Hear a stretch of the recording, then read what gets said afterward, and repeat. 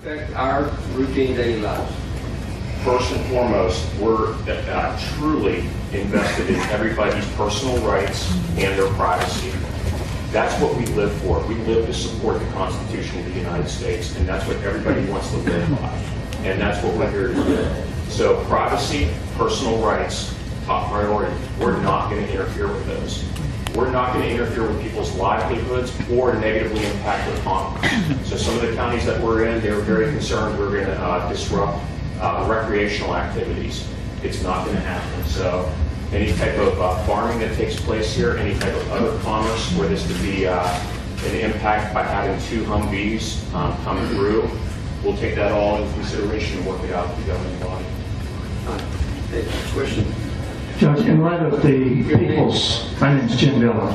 Thank you, Jim. In light of the people's overwhelming opposition to this martial law program, would the Commissioner's Court consider reversing their invitation to these guys? And would the court be offended if I told the Colonel that I didn't believe a single word that he just said?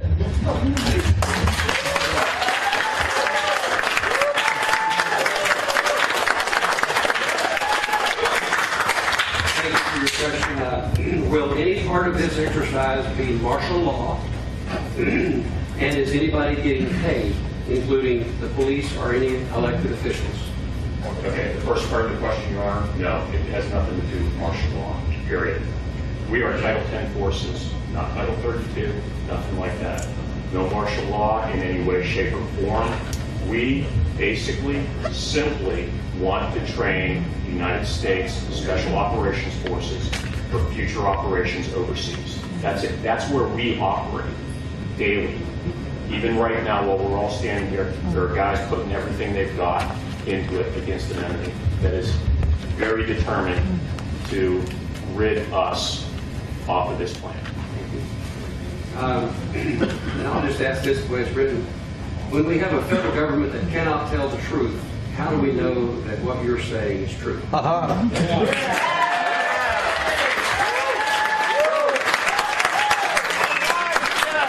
Shut it down. Just ask everybody not to mix apples and pumpkins. Okay, let's do it that way. This institution right here has been around for over 240 years. I've transitioned in this uniform, various shades of it, under 5 presidents, all of it peacefully. You may have issues with the federal government. You may have issues with the administration. So be it. Okay? But this institution right here has been with you for over 240 years. Period. I like that.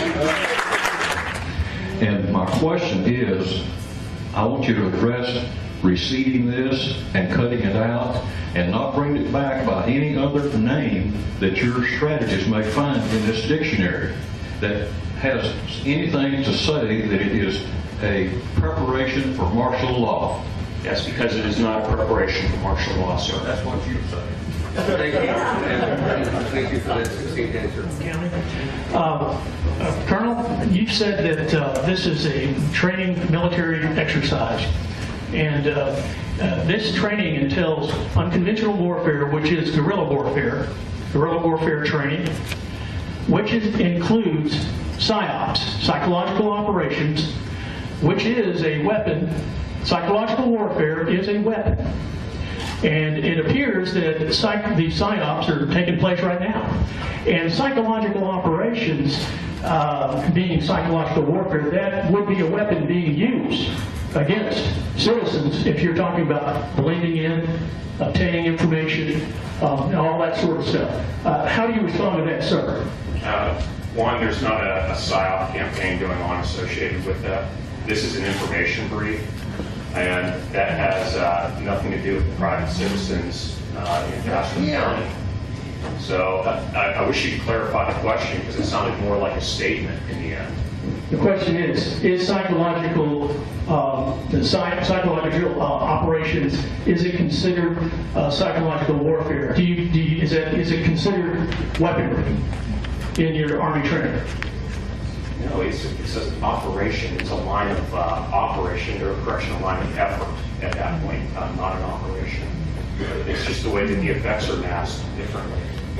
So I'm not going to get into a strategy. Okay, well, what I'm talking about is intelligence this gathering, on citizens? That's not going to occur with this training exercise. Thank you, There's sir. the answer. The question I have, and I just need to be clear on this. Now, you're going to have plainclothes people that are going to be blending in, right? On private property. On private property. What you got a bunch of people out there that are acting like they don't know and they're blending in or something, or? It's part of the AAR process. So you're in the military. Yeah. You know, they go back and they come in and say, hey, look, you did X, Y, and Z okay, but you didn't blend in well. Why didn't you blend in well? You've known that you would have to go do this for a couple of months. You should have studied the area, say Eastern Europe, and look at how they dress and take in their mannerisms. And you should have prepared for that. Okay, so you can guarantee us that I won't have to worry about the guy standing next to me being some kind of covert operation guy gathering information, that they'll come in later and pick everybody up? No, that's Okay. not. around the fire. Thank you for your question. The gentleman here in the second row, the black shirt. Sir, yes, sir. Everybody really, truly wants this to be something that it's not, and they're not embracing it. They really want this to be a greater conspiracy. And in reality, all we want to do is make sure that our guys are trained for combat overseas. That's it. The same kind of excuses Hitler used to take hold of Germany, too.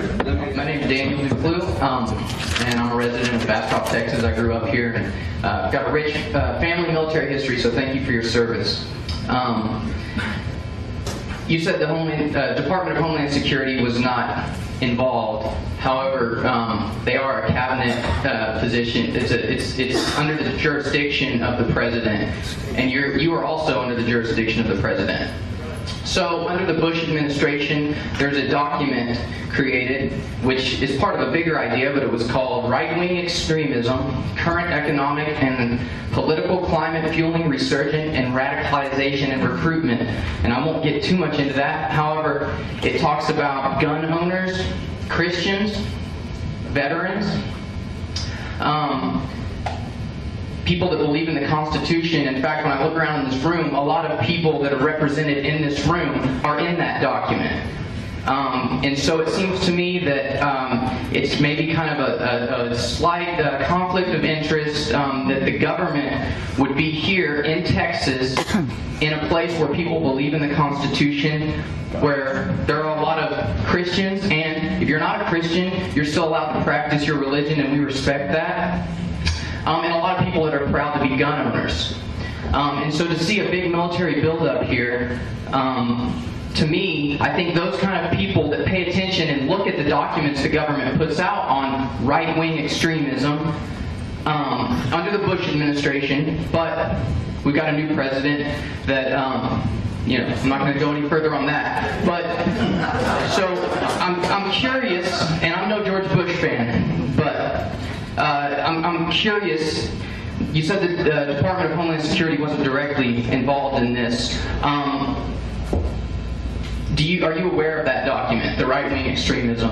No, you'd have to, one, take up the issue that you have with the Department of Homeland Security on that. Okay. Two, when you say, hey, we're all in that category, that really does actually template across, I'd say, 90% of the military, regardless Right. of service. And I'd again have So do you find it kind of offensive that the government would potentially label you as a terrorist, sir? Mr. Clue, that's enough. Okay, and also, according to Mike over here, he was talking about representation, Mr. Poppy. I voted for you, sir, and I respect you. And the people of Bastrop do not want this. We have lots of other... Okay.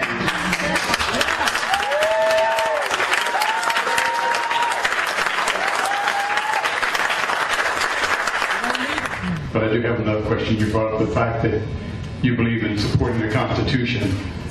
Why aren't you doing this job in Washington, D.C., where they don't believe in the Constitution instead of here?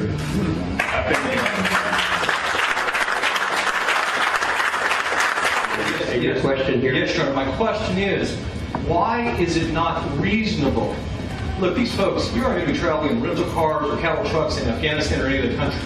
Why is it not reasonable for me as a private citizen who just questions things, maybe conspiracy theories, but someone who just has some reasonable questions? Why is it not reasonable for me to see this is absolute training for a domestic rendition program where eventually, worst case scenario, if things go bad, good folks like yourself, Ms. Warren Oates, are going to go after Alex Jones, Joe Biggs, Kara Jackson. Why is it not reasonable, sir, for me to be scared about that? Good question. Let's let him answer that question. There's a reason that people have problems with this, and it's not irrational fears, it's well-founded fears.